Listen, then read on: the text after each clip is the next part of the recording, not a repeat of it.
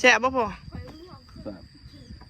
มาเบิ่งอาหารเช้าเฮามื้อนี้เนาะพี่น้องว่าสิกินหยังหากินกะหาน้ำพุหน่วยนี่เด้อไปหาเฮ็ดปวกได้เฮ็ดปวกไก่น้อยมาพี่น้องแล้วก็มีหน่อไม้อีกเนาะได้หน่อไม้ต้มมานี่หน่อไม้นี่หน่อไม้นางดิน2-3 หน่อเอามาไว้ต้มเดี๋ยวมื้อนี้สิไปหากับร้านสาวเอ็นกำลังมีแบตเพราะว่าเอื้อยเมื่อนอนบะเนาะเพิ่นเอามื้อสากน้องตายนอนหน้าก็พอกระเบาเอิกเนาะทงไห้ทงหน้าก็นั่งใช้ได้ประมาณนี้นี่กระบอนเฮ็ดอยู่เฮ็ดกินเนาะไล่เฮ็ดนางโงก3 ดอกแล้วก็นี้ที่เด็ดเตอร์ใครเคยกินเขาเอิญมาเฮ็ดยังนี่พี่น้องกินข้าวแล้วน้องตายสิพาไปเก็บเนาะพาไปเก็บเฮ็ดเปื่อยก็ออกมาแต่บ้านจะเปิดนะถ่ายคลิปอยู่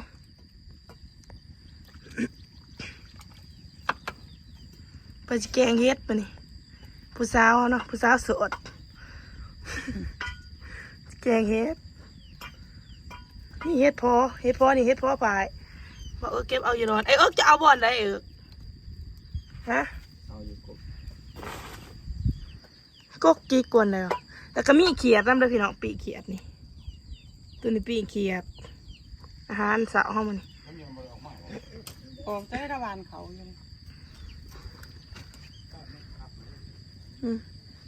นี่แหละเที่ยงให้เที่ยงหน้ากันเลยเนาะไปเที่ยงตายสิพาไปรอเบิ่งหน้าความกว้างหน้าทงนี่เป็นหน้าทงแบบใหญ่สุดเลยถ้าว่าเทียบใช้ยี่บ้านทั้งแห่งกะประมาณ2 ทงคนเลยเนาะกับทงพูดเลยแต่พูเห็ดบเบิร์ดดอกอันนั้นสิเป็นหน้าเขาด้วยพี่น้องเที่ยงหน้าเขา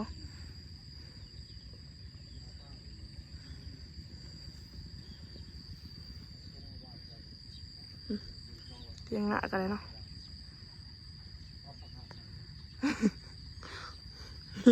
เที่ยงหน้าเนาะ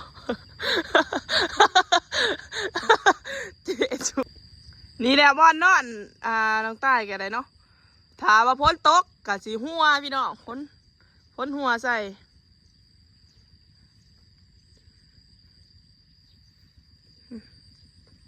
ตื่นขึ้นมากับสีเห็นบรรยากาศผู้ประมาณอันนี้ไทยหน้าหุดใบสิวานเขาดิ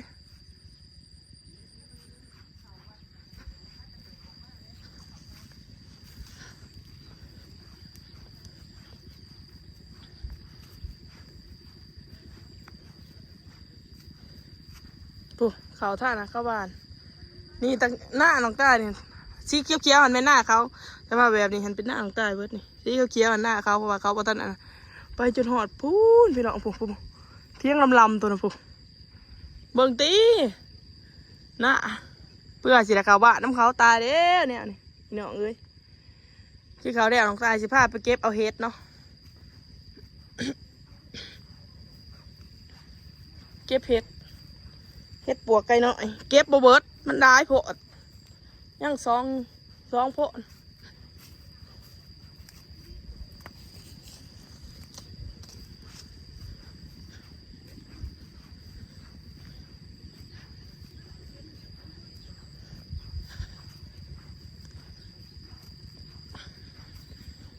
ส่วนนี้อยู่ให้อยู่หน้าได้ขี้ได้เริ่มบ่อยากให้เห็นเดี๋ยวมาแรกเราใกล้สิอาบน้ำสางเนาะน้ำสางกับไซใส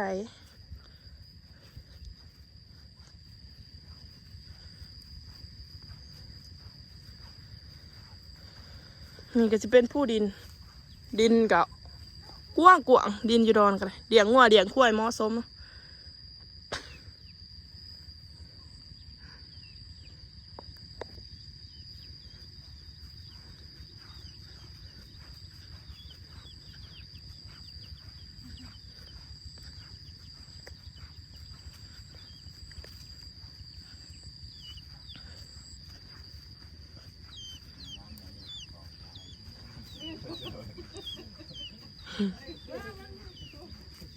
เดินแก้วตลาดต้องโอ้ใช่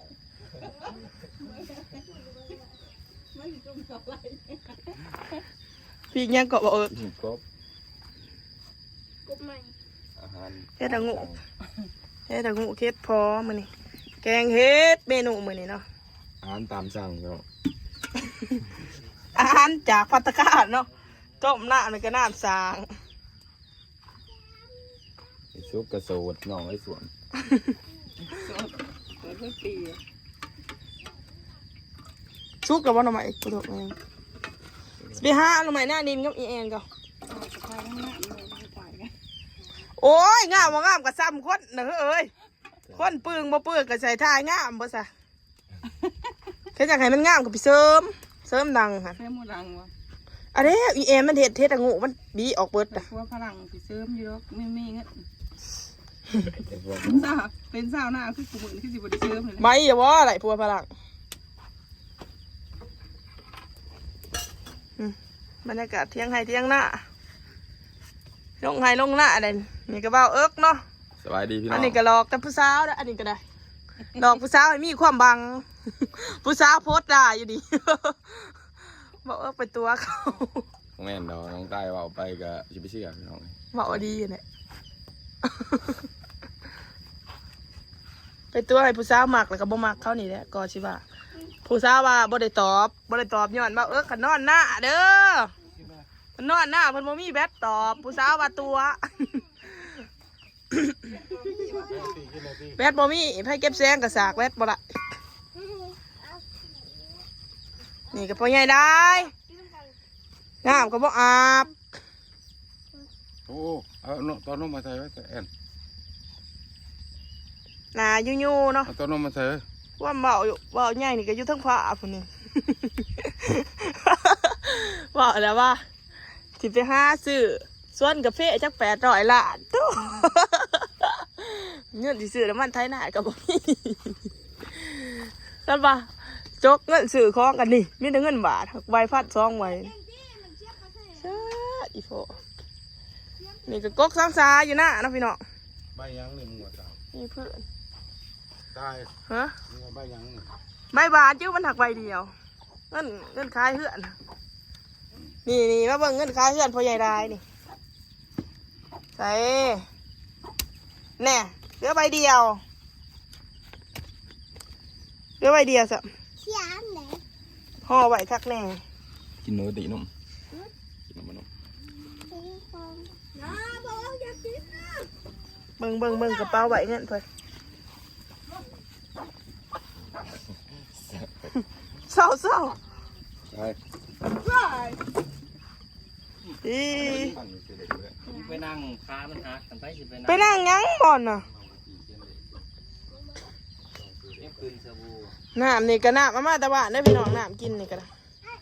ใส่พูดมาแต่บ้าน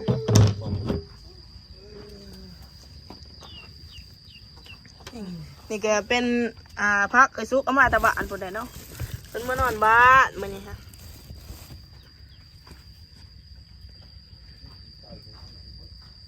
โอ้ให้หนาคอยปิ้งเขียดแกงเฮ็ดอันนี้คือบ่ด่างมันเบิดไอซุก ใช่เบิร์ดแต่เด้ ฮันเด้เฮ็ดอะไรฮะเฮ็ดน้ำหมาค่ะด่างมันเบิดเนี่ย ไฟตู่ก็มา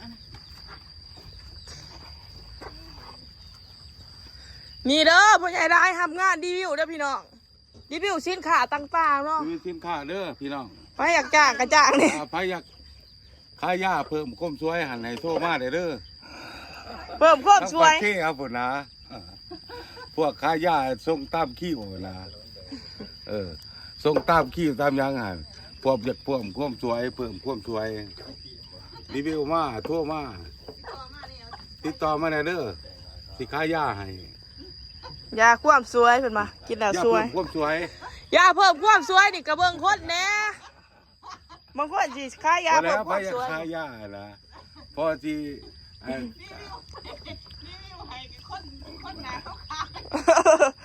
รีวิวกับคนหนาขาวๆกันบ่ ทับปากเซ่ครับผมนะ หนาคือมินมอเนี่ย มี อัน คน นี้ ผู้หนึ่งทับปากเซ่ขายยาเพิ่มความสวย นี่เนาะรถไทยหน้าของไทยเลยพี่น้องเบิ่งจากภาษาเนาะรถไถนาเลินตามนี่สยามราวินนี่เอามาจากไทยไรพี่น้องรถนี่ เดี๋ยวน้องตายสิมารีวิวให้เบิ่งแล้วก็สิไทยให้เบิ่งเพราะว่ารถนี่มีความแน่นความทนความท่านเนาะแล้วก็แบบว่า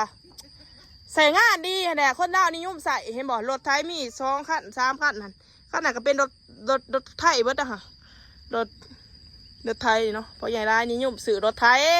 เพิ่นบ่ได้นิยมซื้อรถวีโก้คือเขาดอกเป็นหยังเพราะบ่มีเงินเอาพี่น้องเอ้ยตรงไห้ตรงหน้าก็จะประมาณนี้เด้อจ้า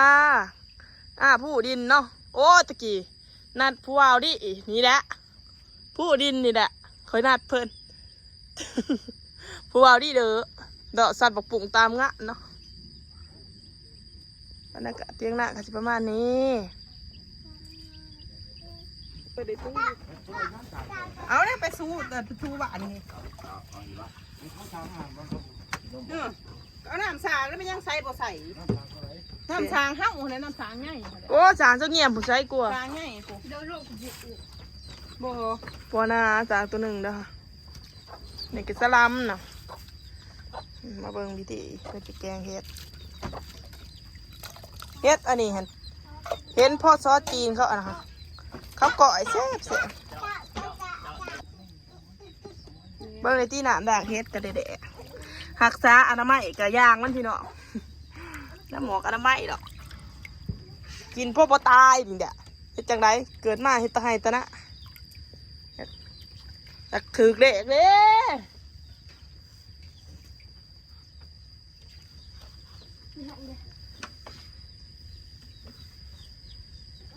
ตั้งแต่กับพ่อใหญ่กิ่งแล้วออกมานะ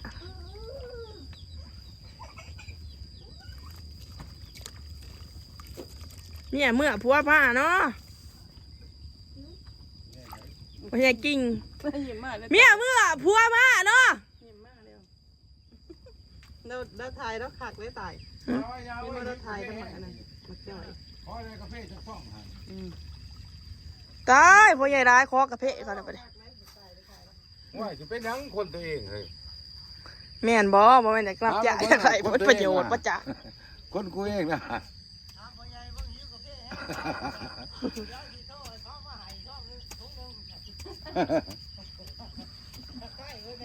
นี่กาแฟบริกินกาแฟนี่ มีน้องพี่น้องพ่อใหญ่กิ่งหน้าตีนผู้ผู้ใดนี่ กำลังมาหอดอยู่โอ้ยมายามพ่อใหญ่ร้ายก่อน เอามา พ่อใหญ่ร้ายอยู่ว่าเนาะสบายดีโอ้ นี่นะพี่น้องโอ้พ่อใหญ่กิ่งเฮา ใช้พ่อว่าอะไรมี เพิ่นอยู่ตีนผู้พุ่นเนี่ยกระทงนี่บ่ได้แม่นกระทงยังนะพี่น้องกระทงเงินได้นี่ ช่องหนึ่งกาแฟพาอะไรน้ำเนี่ยอยู่ฮะมันหิวกาแฟ ใช่อยู่แล้วมันยังขังช่องหนึ่งอยู่ดี โอ้ยเทิงน่ะหยอดมันตลอด ไป หยอดจะได้เบิ่งตีเราย่างตะบัดโคพูนได้พี่น้องหน้าเราอยู่พุ่น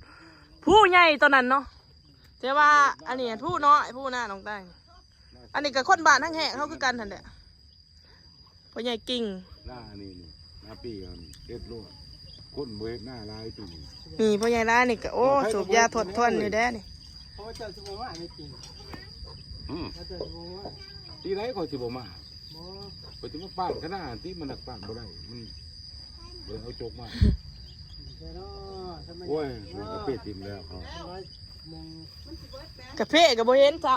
ร้อยมงร้อยบ่ มีร้านนั่นรัดคอกาแฟร้านนี่ เขาก็เป้ฟางน้ำเสบียง โอ้ไหลเสียใหม่เลยไปห้าหล่อคุณจุจีหน่อไม้มาตกหน่อไม้มันดิ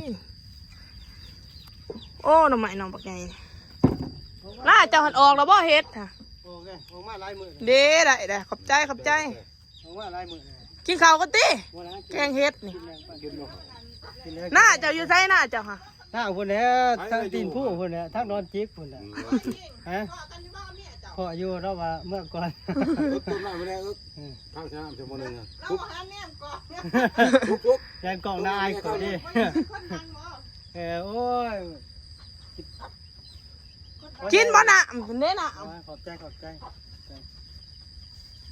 จะได้จะว่าเอาเมื่อบน บ้านน้ำเบิดเด้ เจ้าเงียบบ่ดิค่ะ บ้านนั้นดำเบิดเด้อค่ะ เจ้าเงียบแล้วโดดหุ่นมาจากบัวดำมีผู้สาว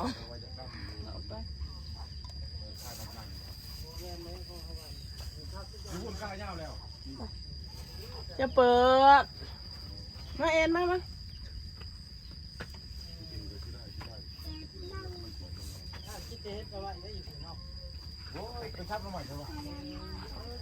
เขียชุก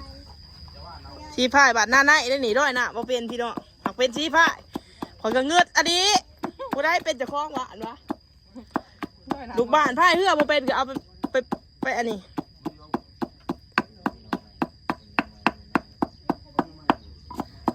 บัดตาเล็กหนาพายสิครับพี่จอบนี่เชียตัวนี้ตำแจ่วแกงเฮ็ดเนาะอาหารเช้าเฮาเฮ็ดจะได้กินของแต่ของปลาได้ส่วนนี่บอกได้ว่าสิเป็ดกระต่ายปลาได้พี่น้องเอ้ยนี่ก็คืออาหารเช้าของเฮาเนาะอาหารไปหาจากผู้นี่แหละพี่น้องกินข้าวหมอเด้อพี่น้องบ่มีถ้วยตักเนาะนี่ก็ถ้วยแจ่วนี่ปิ้งเขียดต้มแกงหน่อไม้มากินข้าวน้ำกันเด้อพี่น้องบ่าวเอิกเนาะมาสู้ขึ้นมาอีพ่อเด้มาโอเคพี่น้องเดี๋ยวกินข้าวกันเด้อจ้าสำหรับคลิปนี้ก็สิจบเพียงเท่านี้นี่ถ้วยก็มีดอกเบาหยอกพบกันใหม่คลิปหน้าฝากกดไลค์กดแชร์กดติดตามเพื่อเป็นกำลังใจให้เราใจเด้อบ๊ายบาย